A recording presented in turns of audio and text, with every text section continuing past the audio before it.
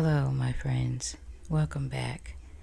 Today in the frequency room, we are still talking about finances in episode 3. Today's title, Abundance in Absence. So, settle in, slow down, and let's enter the room.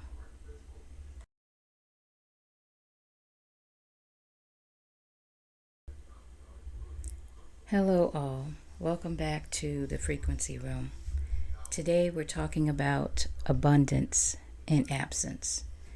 Our goal is to remove the idea of lack or limitation. It is also for us to build your abundant attitude on a daily basis, and also for you to map the occurrences that, or distractions or tests that are going to keep you using your natural eyes instead of your third eye. You have to follow what's going on so that you can see the bigger picture from above. Also, I'm going to show you how to hold the invisible. So that's dealing with creation. A very important thing, thoughts are energy, and energy are your thoughts. All right, this is how we're going to build the invisible. You have to focus. I'm going to explain each of these. You have to dig in, meaning actively maintain your new truths with actions. You have to believe your truths, and you have to express gratitude. The last one is going to be the easiest one to do, and I have suggestions for each of these. Now, spiritually speaking, I call it the knowing. At this level, you have to know that all is energy or frequency. Like I said, your thoughts are energy, and energy equals our thoughts. What I also want you to do is to find 528 hertz solfeggio frequencies on YouTube and listen to that for at least 30 minutes. It's going to be quite relaxing. You can find some that just have the tone, and some other ones there is musical notes added to it. And I like the pure sound. I like everything that is pure. And I also want you to, on YouTube, to look up diaphragmic breathing. And when you do diaphragmic breathing, this is beneficial to you because, first of all, we're all supposed to be breathing like this normally. This is where your stomach expands. It will balloon up. So when you're first starting to do it, you may have to mentally tell your stomach to expand outward, and then when you or for it to go upward, and then when your stomach comes back down, then your mouth is open to exhale that breath. What this does is to massage the muscles, the organs rather, in your body. And this helps you to be truly relaxed. Because when we're all doing what we call normal breathing, in, out, in, out, in, out, this is keeping us in a state of panic, a state of anxiety. It's keeping us what I call in the red, which means the root chakra, fight or flight. So, when you practice diaphragmic breathing, you are breathing properly, you are massaging the organs, and you're going to be calmly going through your day. And give this a start. Try it out for 5 minutes, or if you can do 10 minutes to get you started with doing that. I think that it's going to feel so good that your mind is going to tell you to do it, more often. And I've been doing it, and I really like it. And sometimes my body is doing it like at the first sign of something that might begin to stress me or whatever, and just my mind is like reverting back to that breathing process. So I think that this is a good thing for us to know about our bodies, and something for us to at least start practicing. Now, after you try that for 5 minutes or 10 minutes, I want you to just breathe, and I want you to hold in your mind the outcome of what abundance is to you for 180 seconds. And you're going to have to time yourself because it's a lot shorter than you think. And I want you to do this daily. Now, to think about this mentally, and also for you to take actions on a mundane level, I have some things for you to do. I want you to define what money means to you. Not the definition from scarcity, from school, your parents, the corporate world, not society or the obvious of what you can buy with it. I want your definition of what money means. Don't tell me, write it down, okay? Is your definition or conclusion positive or negative? I want you to write down and describe what peace means to you. Number 3, I want you to describe what abundance means to you. Did you include or think of money in your description of abundance? Yes or no? I want you to list or think of easy ways to give kindness or compassion to someone else daily. For example, when I get on YouTube, I'm on that every day, I will deliberately like someone's video. I'll do a thumbs up and or comment, especially when someone has low views or they don't have a lot of comments or thumbs up. I want to support small creators because I'm one of them, so I can obviously relate. So that's something that I do. And you can support other people in their journey and let them know, I saw your video, I liked it, or here's some constructive criticism. Do not, if you are a keyboard warrior, do not use your little fingers to attack people. I don't like this, I don't like that. Find a way to tactfully express yourself. Nobody needs to hear undue criticism. I'm in the same boat with you in terms of, yes, there are videos that I can't tolerate, looking at. Some of them I may want to learn the information that they're trying to convey, but they'll have music that does not match what the channel is about, or the topic, or the music is too loud.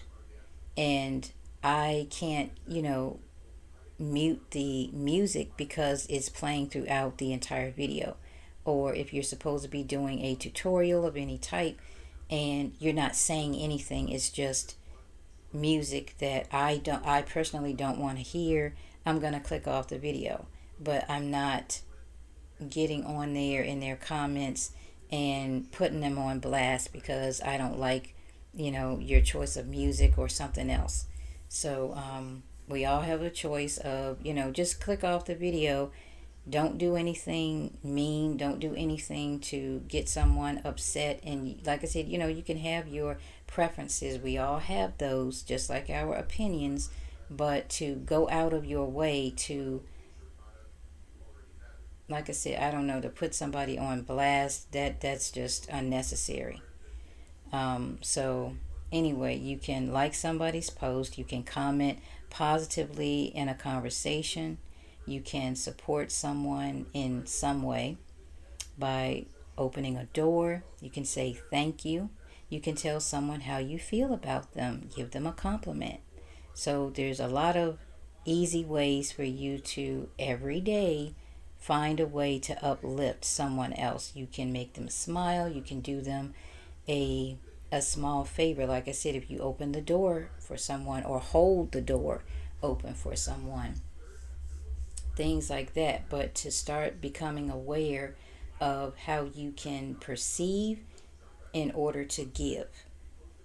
So if you're not looking for how can I be helpful, how can I be positive, how can I show gratitude or help someone else to feel gratitude, these are some small ways that you would be able to do that.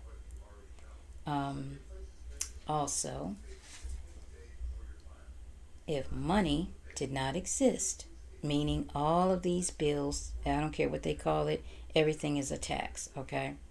What would you be doing? How would you spend your day? Also, do you take time right now to do this thing? Another question: what do you need to begin doing this thing? Do you need tools, equipment, or supplies? Now, if you don't know yet what your thing is, what is something that makes you happy, calm, peaceful, or where people always come to you for a certain thing? Now, for those of you, I have another angle at this, who, again, if you don't have your answer, think about it this way. If you could be a superhero, what would your superpower be in terms of helping society? I'm not talking about x-ray vision. I'm not talking about flying. Most of them have that ability to hover and fly, or some have, the x-ray vision or super strength. I'm talking about what superpower would you possess or want to possess where you were able to give back to society. And when you narrow that down, guess what? That's your thing. I also want you to write down how peaceful your life would be and how you'll begin to get what you need to get started. Now, if you don't have some of those components, that's okay. I'll give you some ways to get what you need. Also, I want you to start seeing abundance in everything you look at in a day. For example, if you're in your kitchen, you're getting coffee, and you look at your coffee beans, and you could say something like, I have an abundance of coffee beans, or I'm overflowing in coffee beans. Basically, multiply everything that you see. Do this daily. Another thing, find something for those of you who, in the beginning, may need something physical to help you to mentally hold your thought process. You can find an object, a photo. It might be a particular scent. It could be a tune, some song. Anything to help you instantly feel abundance despite what your eyes are showing you. Now, these are, I think, about 14 or 15 ways, just like I said, off the top of my head, that you can do to get started planning abundance, because you are the author of this. You have to write these things down after you create it. Remember, the thoughts are energy. That is what is going to form that frequency of abundance.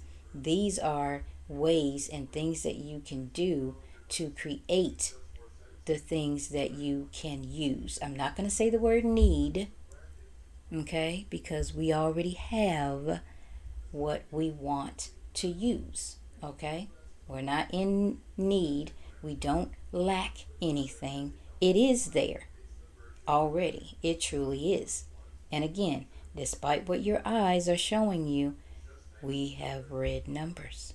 We have a minus sign. We have something that got declined. No, no, no. That's the test. Now, I want to ask you all, if you are interested, excuse me, if you would like for me to put this in a package so that you can apply these things, you can see clearly what I'm saying, and where you can do a mapping. It would be one piece of paper. You can either keep it in your head if your memory's good, or if you choose to write it down, but a little chart where inside of these bubbles, I want you to start observing the different things and ways that certain things are going to come at you to try to get you to see in the 3D and not in the third eye. And we want to be in the third eye. We want to see things spiritually. We are creating this first. And like I said, there's things that you need to define what it means to you, and those are going to be your four anchors or pillars. Those are your cornerstones. And after you define those things, then you would be able to build a solid building upon that, things that you can grow it taller, or you can do a horizontal expansion, and you can build that to however large you want it to be. And if any of you are interested, put it in the comments so that I'll know to formulate this into a package so that you can see what I'm talking about and be able to follow it along. It's not going to be a journal form. I can do it, as a PDF, and I believe you would be able to take it and upload it into the apps where you can use your stylus pen, and in those certain programs you can write on it inside of your quote unquote journal pages inside of the software, and it'll be like a digital journal if you want to see it that way and not use ink or toner to print it out, which is not going to be a lot of paper. But what I am learning about again through YouTube is that people's printers are not working. The companies that they have bought their printers from, they are now being charged a fee to continue to buy access to a printer they already own.